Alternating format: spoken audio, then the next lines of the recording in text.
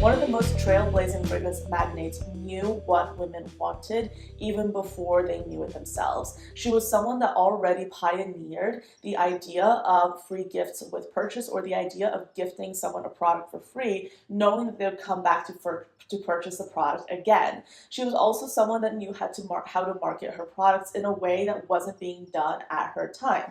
I'm talking about Estee Lauder, one of the most famous and fascinating characters in the fragrance industry. She started out as one woman, and though she's no longer with us, her name is the name of the conglomerate that now owns a lot of brands that we see in the fragrance and beauty space. That's why I'm so excited to have this episode about the Fragrance Report focus on Estee Lauder. So before we get into it, I do have a few things I want to let you know about. First, if you've never heard of this podcast, this is the Fragrance Report. We talk about fragrance and beauty history every Wednesday, and I publish this episode on YouTube and Spotify for you to listen to. This is the last episode of season 1 of this podcast, so we are going to be coming back for season 2 in a few weeks. But if you haven't caught up on all the episodes so far, I believe we have over 40 episodes in our catalog currently. You can check back on them here on YouTube or even here on Spotify if that's where you're listening to. And I'd also recommend following the podcast on Spotify if you haven't already. But there are so many things I want to be doing, and there's so many ideas that I have in the pipeline. So I'm looking forward to coming back with season 2, bigger and better than ever. So if you are interested in staying along for the ride, make sure you're subscribed, make sure you're following the podcast, and we'll be back shortly. So essentially, Wednesday videos on YouTube will be something else. They won't necessarily be the Fragrance Report, but they'll just be another video that I'm replacing with Wednesday's video. So with that being said, let's get into the podcast. As usual, we're going to start off with some fragrance favorites. These are the top 3 fragrances I've been wearing the most over the last 7 days. And when I think of this time of year, it's a lot of transition. So we're dealing with some warm days, but also cool days. And of course, it's getting colder and colder. So my fragrance preferences have been very much reflecting that. I feel like a few weeks ago, things were a little bit different in terms of what I was drawn to, but now we're solidly gearing towards the colder weather. Starting off with Un Nuit Magnétique by the Different Company. This is such a beautiful fragrance. In my mind, this is one of my favorite indolic leaning white florals. And what I mean by indolic, I mean something that's very sweet and very full-bodied and very heady. Something that's really quite more intense than your average kind of gourmand leaning floral perfume. You know, those fruity sweet perfumes.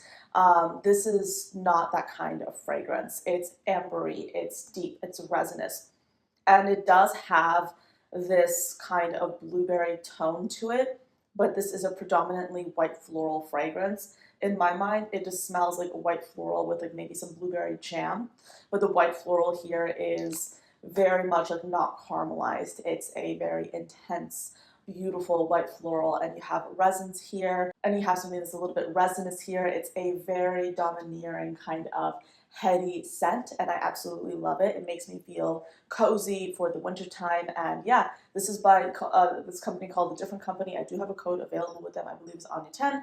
It's an affiliate code, but I absolutely love this fragrance. So as soon as it got a little bit colder, I was wearing this again. Something that's a little bit newer is this fragrance, and I actually filmed a shorts of this last night, breaking down this fragrance, talking about what my initial impressions about it were. And this is really intriguing. This is Eau d'Yenne by Pernod Ricard because it's marketed as a very domineering scent, and it's also marketed very heavily with the keynotes, which are oud and this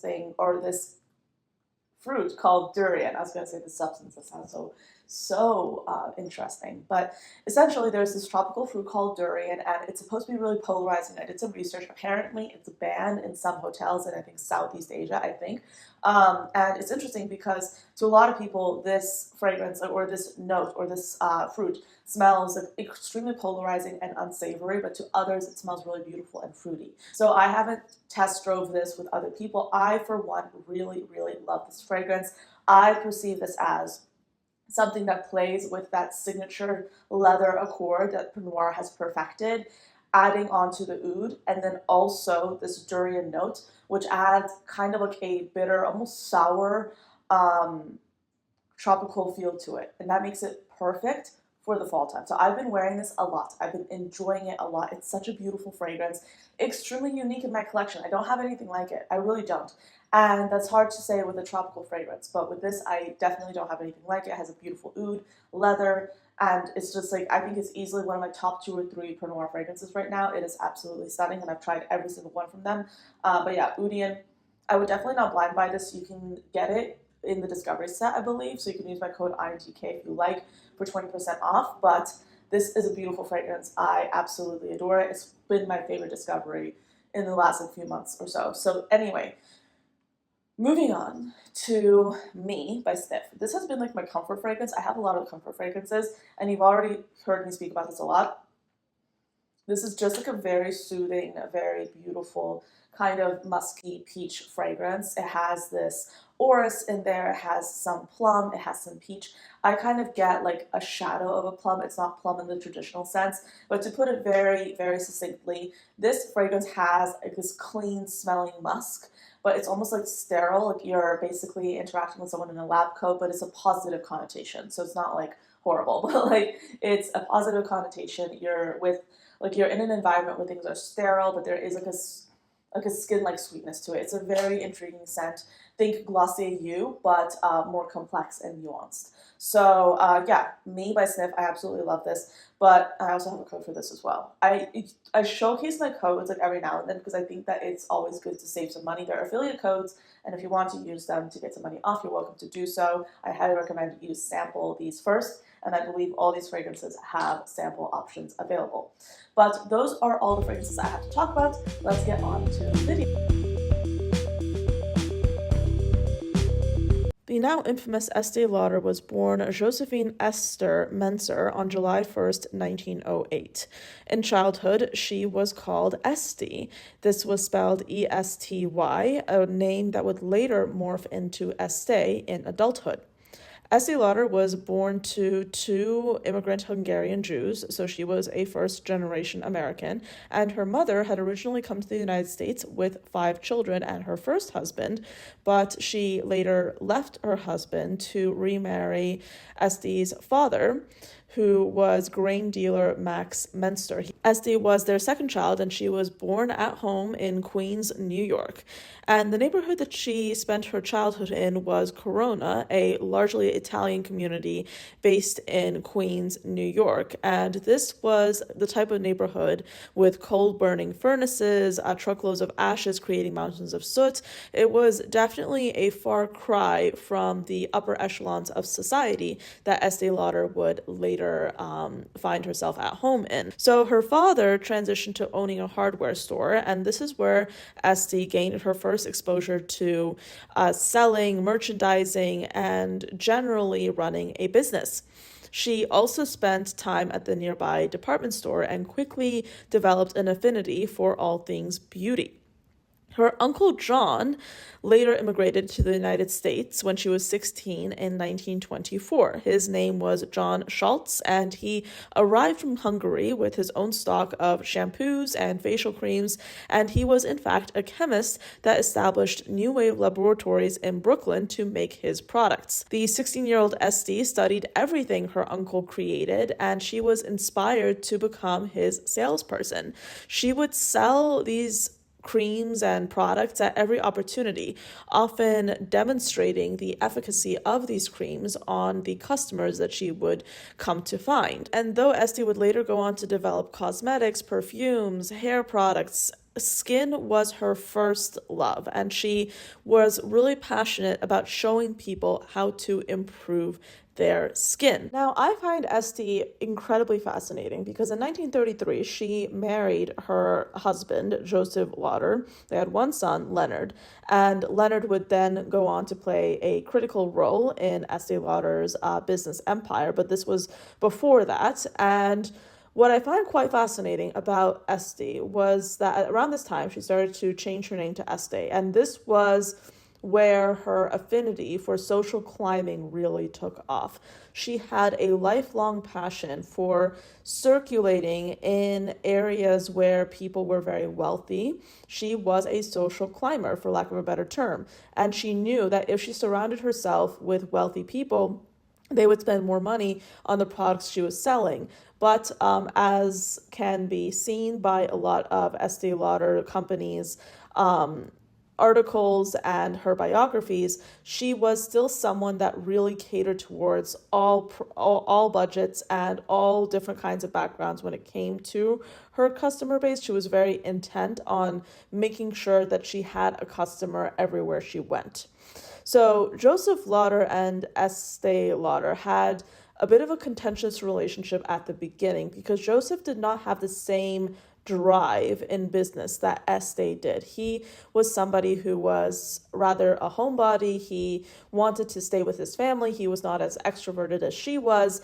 And eventually, Estee divorced him, and for 3 years, she was a single woman. She had other relationships, but her first husband, Joseph, never gave up on her. He really always did love her, and eventually they did remarry in 1942. And eventually, the second son in their marriage, Ronald, came along. And what's lovely is that their second marriage lasted 40 years until Joseph's death in 1983, and they became inseparable. Joseph learned how to become the ideal partner for Estee, and they were truly a collaborative couple on the business side and in the personal areas as well. In 1944, Estee Lauder decided to venture out on her own, and by 1946, she had created her own company. By this time, she was in her late 30s, and she started selling her creams mixed in her family's kitchen in beauty parlors located in New York City. Her products worked. Customers really enjoyed them. Again, she was very hands on with her customers. She was passionate about skincare, and she started off with four key skincare products that reflected this passion. She had a cleansing oil, skin lotion, a super rich all purpose cream, and a cream pack. And using these products, she quickly spread in notoriety. However, Estee Lauder herself, who, might I remind you, had never pursued a formal college education, was a really shrewd businesswoman, and she knew that as long as she was selling her products in beauty parlors, she was not going to be able to get away from asking her customers to pay in cash. And she understood that at the time, getting customers to pay with credit accounts, which were available at the department stores, was key to growth because as they were paying with credit, they would spend more money. So she started to look for department stores to sell in. The very first department store she decided to pursue was the New York high-end store Bonwit Teller. However, she had her heart set on one of the most iconic department stores that I'm sure we've all heard of, Saks Fifth Avenue. This was a situation that was a bit difficult for Estee Lauder to navigate because the store didn't originally want her products.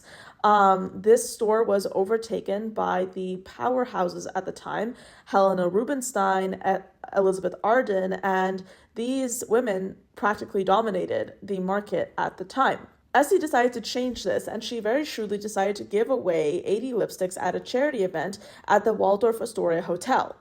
And at this time, women were absolutely entranced by these lipsticks. They were packaged in these attractive metal containers, which was a rarity in the post-war period.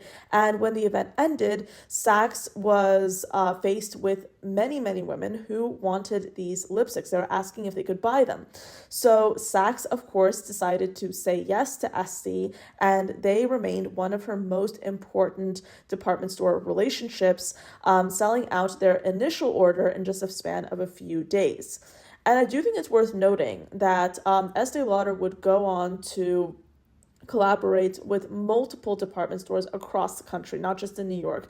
She also worked with Neiman Marcus and, of course, countless other stores throughout the country. She would go there in person, she would train the staff in person, and she would make sure that they were equipped to sell her products. But what I find fascinating is that she never burned any bridges. She always took no in stride, and she was persistent, but not in a way that would make people not to want to work with her in the future. And this level of finesse paid off because people were witness to the fact that she was successful, that her products did work, that she was popular, and they eventually came back calling. Something additional to note was Estee Lauder was one of the first, if not the first, companies to give away products for free. Estee had a particular trust in her product, and she knew that if people tried what she was selling, they would come back for more. Also, very interesting was the fact that she actually did not want her associates to oversell products. She did not want her customers to come home and feel like they overspent on products. So she was very careful to make sure that her associates did not oversell.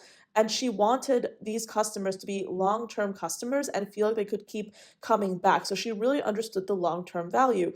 And the fact that she gave away these products for free was revolutionary because it had never been done before. No one had ever really been giving away full size products for free. And this was something that she did routinely, and this paid off in spades. Now, I could spend ages and ages talking about the various ups and downs of her business ventures, but of course, we are going to be talking about fragrance now. So, Estee Lauder was very shrewd about the idea that she wanted to be the first person to really revolutionize the way that fragrance was being distributed. So keep in mind, around the 1950s, women were not necessarily the ones buying their own fragrances. In fact, it was far more likely for women to be gifted fragrances on birthdays, anniversaries, and Estee Lauder wanted to change this completely. So she decided to step away from the light, subtle French perfumes that were dabbed behind each ear and create a rich, ambery fragrance that was magnetic, that was appealing, that people would really be drawn to. So she created Youth Dew. This fragrance has notes of spices, aldehydes, narcissus, lavender, Coca-Cola, orange, peach, and bergamot at the top, amid of spicy notes, cloves, cinnamon, ylang-ylang, rose, jasmine, lily of the valley, cassia, and orchid, and then a base of incense, tolu balsam, peru balsam, amber, oak moss, patchouli, vetiver, vanilla, and musk. So this fragrance was very unique for the time, and still more interestingly enough, Estee Lauder decided to sell this fragrance directly to women. And she did this in a very subtle way by releasing this fragrance as a perfume, but also as a bath oil. So you could double its usage. You could also use it as a bath oil. And this was a way for women to get around the stigma of buying your own perfume by just buying a scented product, albeit a heavily scented product that they could use in the bath. And even more interestingly enough is this lovely legend about the time that she was trying to expand outside of the US and she was trying to get into Harrods. It was a several months process and she eventually was able to get into that department store. But then she decided to go into one of the most iconic department stores on the planet, which is of course Paris's Galeries Lafayette store. And the buyer refused to consider any time to meet with Estee Lauder. They considered her American, too gauche. They did not want her at the department store. So Estee Lauder very cleverly, accidentally, quote unquote, spilled a bottle of Youth Dew on the main floor of the store. And customers demanded to purchase the fragrance. And of course, this resulted in Galeries Lafayette agreeing to carry Estee Lauder. Youth Dew was followed by Alliage, the first sports fragrance for women. This was launched in 1972, and the fragrance was a green, fresh, and woody scent with notes of citruses and jasmine at the top, a mid of artemisia, nutmeg, and rose, and then a base of oak moss, vetiver, and cedar. Then we had Beautiful, launched in 1985. This fragrance was marketed as the scent of 1,000 flowers, and it was iconic for its romantic bridal ads. It had a complex scent pyramid with top notes of galbanum, rose, lily, blackcurrant, fruity notes cassia, mandarin orange, bergamot, and lemon, a mid of tuberose, carnation, marigold, mimosa, narcissus, jasmine, ylang-ylang, chamomile, lily of the valley, geranium, magnolia, lilac, orange blossom, freesia, pink violet, sage, and neroli, and then a base of sandalwood, amber, vetiver, musk, cedar, and vanilla. Finally, we had Pleasures. This was launched in 1995. The fragrance helped define the sheer floral trend of the minimalist 90s with a simpler scent pyramid of green notes, freesia, pink pepper, violet leaf, tuberose, and red berries at the top, amid of lily of the valley, peony, lilac, lily, jasmine, rose, geranium, and caracolonde, and then a base of musk, cedar, sandalwood, and patchouli. Estee's husband Joe died at age 80 in 1983, and for months after the grief-stricken Estee was unable to work, and this was highly unusual for her. She was always so driven. But eventually she bounced back to her passion, and she continued working up until her death in 2004. She was 95 years old. And now her company lives on through her family. Her grandchildren are billionaires. The company she founded in her kitchen is now considered, or now is, a conglomerate, and her name is available everywhere. That is truly such an inspiring story of the American dream reimagined into Estee Lauder's story. As you can tell, based on this story, Estee Lauder was an iconic person. She was driven. She was entrepreneurial. She had a unique understanding of business, marketing, sales, product development, and she was able to grow her business from being a kitchen operation to something that is truly global. And she recruited her family, her children, her grandchildren to work with her. There's a reason why we have Erin Lauder. Erin Lauder is actually Estee's granddaughter, so there's that familial tie. But I would like to end with this quote by Estee herself, which truly epitomizes her understanding of what her customer wanted. And it goes like this: if you try to impress someone with your power or your wisdom, you will find it hard going. If you are sensitive to his needs, to what will bring him happiness, you will make him your friend. But yes, that's it for this video. Do let me know, what did you think about Estee Lauder? I think that her story is so fascinating because it truly shows how much of what we take for granted is set by people in the past. When we think about gifts with purchase, when we think about the idea of catering towards a female customer, this wasn't always the normal thing. This wasn't always something that was the typical approach, but Estee Lauder was one of those individuals that really started that trend when it came to marketing, and it paid off in leaps and bounds. And now so many of the brands that we know and love today are also copying her approach. Maybe inadvertently so, but she had an immense influence on the fragrance and beauty world in general. I find her absolutely fascinating. So do let me know, what's your favorite Estee Lauder fragrance down below. Are you someone who has a personal attachment to the brand? Are you someone who is really interested in the brand in general?